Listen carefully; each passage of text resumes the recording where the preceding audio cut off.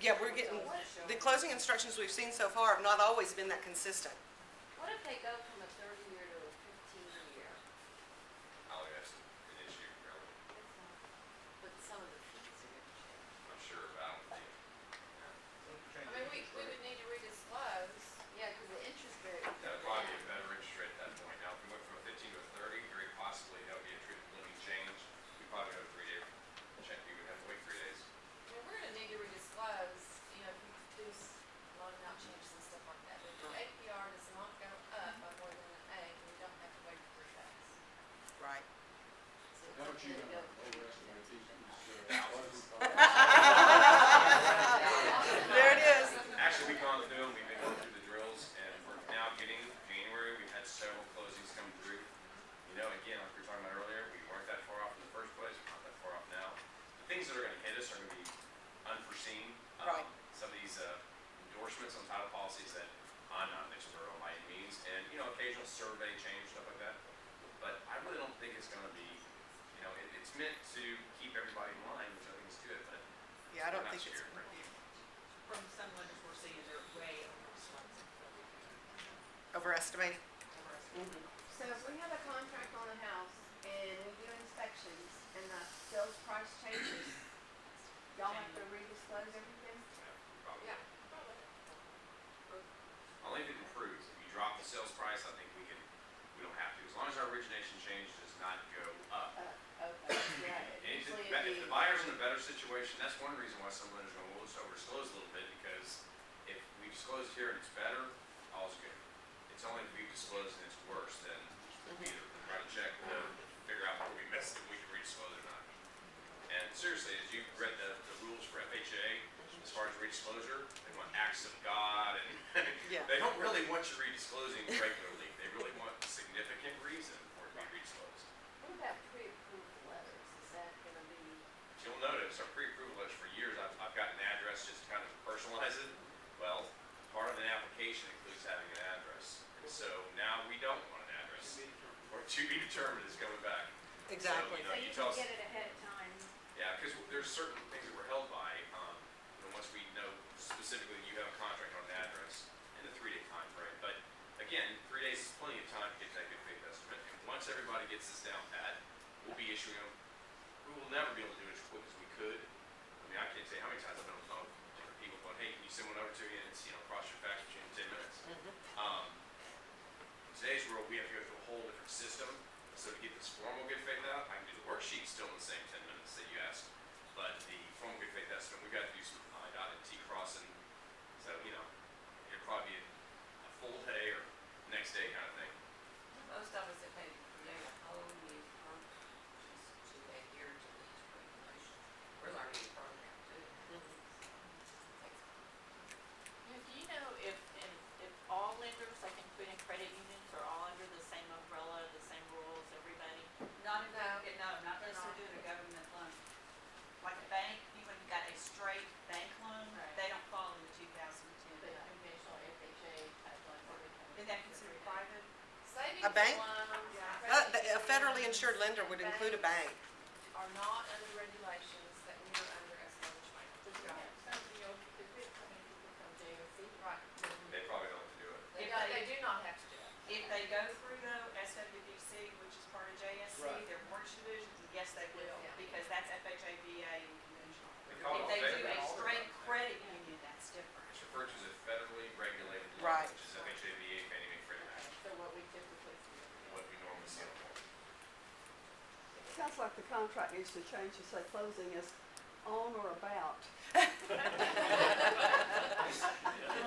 Just to cover it. End of year, Okay.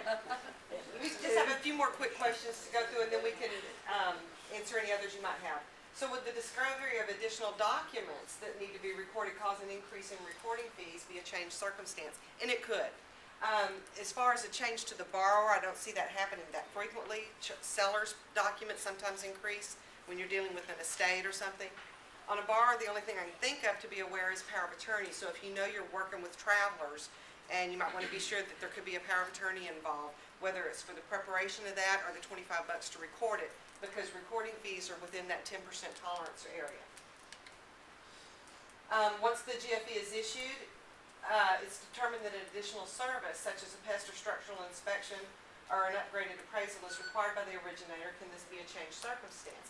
Yes, it could be, and it could require redisclosure if that's determined later that it's an additional service. If a GFE is revised to reflect a changed circumstance, may other charges on the GFE also be made to reflect market fluctuations? And unfortunately, no, the GFE can only be revised to reflect the specific changed circumstance. Can the settlement agent proceed to handle the closing even if a tolerance might be violated? Yes, we don't need to stop the closing, we get the lender's permission to proceed. And of course, who's responsible for curing the tolerance? We're gonna await the lender's instructions on the curing of the tolerance and how to proceed on that. If the lender chooses not to cure the tolerance violation at closing, but does cure within 30 days, the lender has 30 days after closing, that means the closing and funding is complete, they can cure the violation by forwarding a check to the borrower. So that would mean that we might need a new revised settlement statement. Who's gonna prepare that? How does that get done? We don't expect to see it a lot, but if it happens, we would assume the lender would probably send a check through the settlement agent so that the trail is there. Here's the $40 refund, and we would receipt it into the file, do a revised HUD to show a lender credit to cure tolerance, and cut the check back to the borrower and issue revised settlement statements. Are we required to compare the loan terms section of the HUD with the summary of your loan section on the GFE? And like I mentioned earlier, we probably will never see the GFE to do the comparison. That's for the borrower. All this is for the borrower's ability to compare the numbers. We've hit this a lot. The seller's paying for a service that's on the GFE. How do you show that? It's on page 2 as a borrower's fee. On page 1 is a credit from the seller back to the buyer. Your owner policy is going to be the main thing you'll see repeatedly, unless that gets changed. And in future edition of the updates of the frequently asked questions. And we talk about this if state law requires further itemization of service fees being broke down. How are those shown on the 2010 HUD?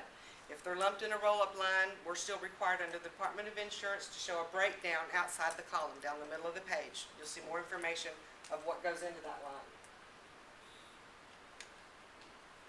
That's it. Yes. I have a quick question.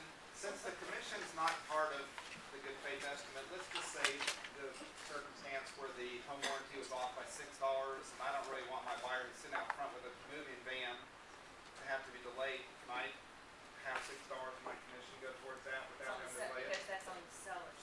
So you can do that. You could reduce your commission by 6 and sell Okay, it for all right, that was my sellers. question. All right, that's better than delaying like that. Right. I agree. I agree. There was one over here. You'd be surprised how many Are we times gonna $6 see, are we is gonna see better. an increase of fees on the part of title companies to handle all this extra paperwork? No, sir. The only thing that we've gotten permission to do and we are now able to pass on is a $6 fee for electronic recording, which is actually good for everybody, but our fees won't change. We can now record documents through a scanner in our offices, but there's a service fee of $6 a transaction to have that network to the courthouse. We could do that with everything but Galveston County. They're not there yet. But they will be. They will. And nothing can be in the margin, if anything is printed in the margin. But we've been doing electronic recording in a few counties for a couple of years now and just eating that cost because it was unclear from HUD whether or not we're able to pass that fee on. Oh, you know what, David just made a comment, but this is something too. When you're writing your contracts and on the, part about the buyer's gonna pay as far as the transfer fee, you know, we are seeing some pretty large fees like Houston